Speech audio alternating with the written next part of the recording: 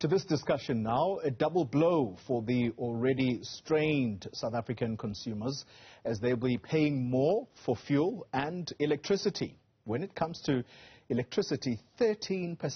That's the tariff increase which kicked in today with the third consecutive price hike on fuel that's expected at midnight on Wednesday. Well, let's discuss this now, and I'm joined in studio by Clyde Mallinson.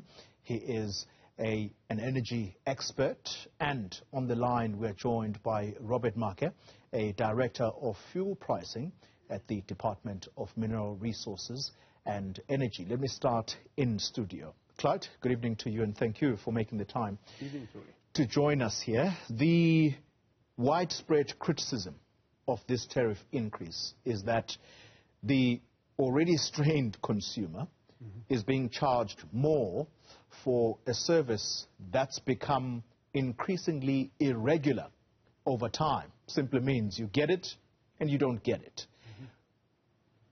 Do consumers have legal recourse when it comes to such a thing? I think they do, but let's just dial back a few levels. The reality is that Eskom for a long time has been saying that the tariffs aren't cost reflective. In other words, they're not receiving enough money in order to make Eskom a going concern. Now, I've got a lot of problems with that. I empathize to a certain extent with Eskom, but part of the problem is that they've run up a massive debt. And we needn't go into all the reasons, the problems associated with Madupi Kasili, the grift, the corruption. So in a sense, we're paying, or we're having to pay to a certain extent for corruption and ineptitude. The reality, though, is that they, for a long time, have been asking for the tariffs to be adjusted so that there's more paid as a fixed cost and less as an energy cost. Yeah. In other words, the tariffs need to better reflect the fact that they have to supply you with electricity when you want it, and at the moment we generally just pay for energy. Now, the odd thing about that is that having a tariff that you pay more for the fact that it's being delivered, is that it's not being delivered. Exactly. So it's difficult to understand how a tariff restructuring where additional costs are added on for so-called delivery or fixed power, when it's not in fact fixed. Do consumers have options to fight the tariff increases? Because it's not just this one that's coming into effect this year. 2025 has also already been set, and I think those are going to kick in March next year. It's normally the 1st of April. Right. And the 1st of April is for big consumers. Municipal consumers, the tariff increase normally comes in June. So there's a 3-month mismatch between Eskom-served customers and municipality-served customers. So the Eskom customers are going to get the increase now, but the municipal-served customers will get the increase in June, but their increase will be slightly larger because it takes account of the fact that there's been an additional 3 months of so-called CPI added to it. I think the best way to fight it is on the grounds of irrationality. Not to fight the tariff per se, but to fight the whole way in which the tariffs have been progressing. So I want to give you a quick example. Last calendar year, Eskom spent, and I haven't got the exact figure because Eskom speak in financial years and I like to look at calendar years. They spent of the order of 35 billion rand on diesel. Just let that sink in. You know, we speak about billions. I can't even remember what a billion is. 35 billion rand on diesel. Now, Eskom are not allowed to spend money on building new generation capacity, in particular renewables. Part of the deal that they got when they got the bailout from Treasury is that they're not allowed to spend that money on capital generation infrastructure.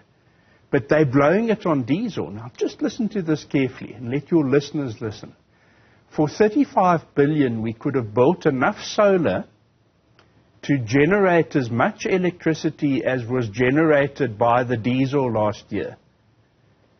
and we wouldn't have had to spend 35 billion. The solar installation would have cost less than 35 billion, and it would have produced as much energy as what the diesel generators produced. And of course, the next year it would have produced it again, and the next year, and the next year for 20, 25 years. So we blew in 1 year, burnt it up in smoke, as much money as what, if Eskom had said, listen, last year, instead of 16 terawatt hours of shortage, you're going to have 21 terawatt hours. Yeah. You'd say, well, we'll take that on the chin. And for that extra 5 terawatt hours, we could have built enough solar. Eskom could have built it and owned it to produce as much electricity as what the diesel produced with 35 billion rand. Now, just let that sink in. Yeah, we'll come back as to who benefited from that yes. diesel. 35 billion rand. Yes. All right, Robert, I'm told you are back. Let's try that once again. The fuel price increases, they will always be a negative impact, or they will always have a negative impact on household income. Has government tried to find ways to cushion the consumers from the increases? I'm sure I can be audible now. Can you hear me now? Much better, thank you. Okay, thank you. Officially, there's no system or mechanism that is in place to cushion the fuel prices. The one that was implemented in 2022 was interim because it has to, the money came from the reduction in the fuel levies. So that was an interim measure. However, what other countries are doing with their stabilization fund is that when prices go down by a big amount, they take a percentage of that money and put aside in a fund. And when the prices go up by a certain amount, then they take the money from the fund and then cushion the prices. So these are some of the mechanisms that the technical team in the department is considering. Yeah. Once it's at a stage where we can then publish it for comment, we'll do so that we can also get input from South Africans. Yeah. So while I have you on the line and while it is still holding, let me perhaps put a final question to you. The Automobile Association has previously called for what they say is a sustainable solution to mitigating these rising fuel costs. And they said this would be by initiating a transparent review of the pricing structure. Has there been any such attempt from the Department of Minerals and Energy? Yeah, Coley, as you are probably aware, our pricing formula is transparent. That is why the Automobile Association will come and announce our prices because we publish them on daily basis. However, Coley, we've done some review of the BSP, and there were some elements that were reviewed and implemented. If you follow our media statement in the past 12 months or so, since the Minister of Finance and our Minister announced during the invasion of Ukraine by Russia, at that time they said there were measures that were going to be implemented by government. Those measures were implemented. What is outstanding is the review of the regulatory accounting system, which is the methodology that we use to calculate the industry margin. And that's where we are still waiting for funding. Hopefully in the next, this financial year that's starting today, we should be able to secure funding to be able to review those industry margins. All right, Robert Marke, let me thank you very much. I'm going to have to let you go. He is an official in the Department of Minerals and Energy. Let's continue the conversation here in Studio. Clyde, you're still with me. The cumulative effect of these increases on personal income. I want you to think about that for a moment. But let's go back to the 35 billion rand.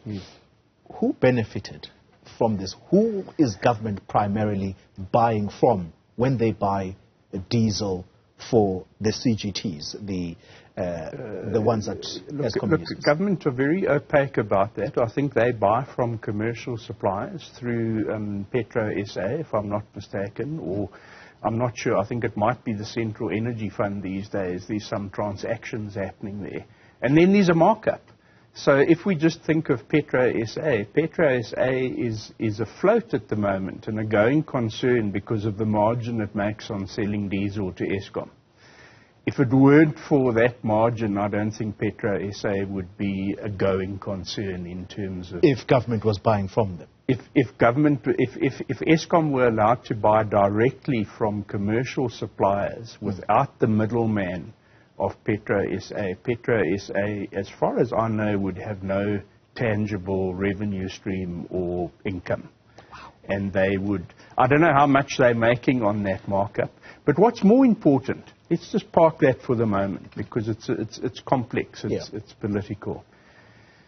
What worries me is the poor. The poor can't afford electricity at the current price. The poor don't worry, well, they do worry about petrol. They don't have cars, but they travel by taxis. Right. So petrol directly impacts on their transport costs. Electricity directly impacts on their lives. We have 14 million households in South Africa that are connected to electricity. 10 million of them live in energy poverty. Energy poverty is defined where you have to decide, are we going to buy food this month or are we going to buy some more electricity? Yeah. 10 million live in energy poverty. So when the price goes up now, those 10 million in energy poverty are kind of what happens when you're further below energy poverty. It's a desperate situation for the poor. We should be straining with every fiber to find a way, to find a solution of not providing electricity to our population, but providing affordable electricity to our population. There's nothing worse than giving someone an electricity connection and then saying, well, you can't afford it. So, tough luck. Well, government will retort and say, we do have programs for what they call the indigent. Yeah, please don't get me going there. These 8 billion made available by Treasury each year for indigent households electricity. Of the 8 billion, 2 billion trickles through to indigent households, and 6 billion gets lost in the municipalities.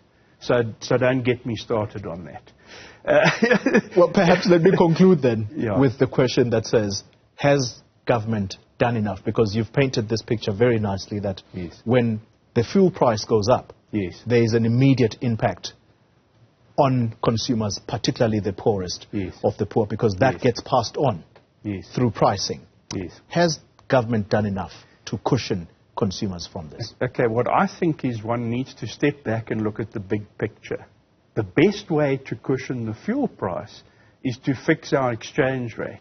And the best way to fix our exchange rate is to go to the world with an energy transition plan and say, here's the plan we've got for the country. This is how we're getting out of our energy problem. Please help us. And they'll say, well, if you do that, we might lend you money at lower interest rates. And maybe you'll go from a BBB minus to a BBB plus, which means the interest rates for the country come down, which means the exchange rate improves, which means the petrol price gets cheaper. We need to look at it at that macroeconomic level. We need to get back to 12, 14 rand a dollar, not 19, 20 rand. And imagine the impact that would have. I don't even have to do the maths for you. I can't let you go, Clyde, without asking about the role of the regulator. You are already complaining about this tariff increase.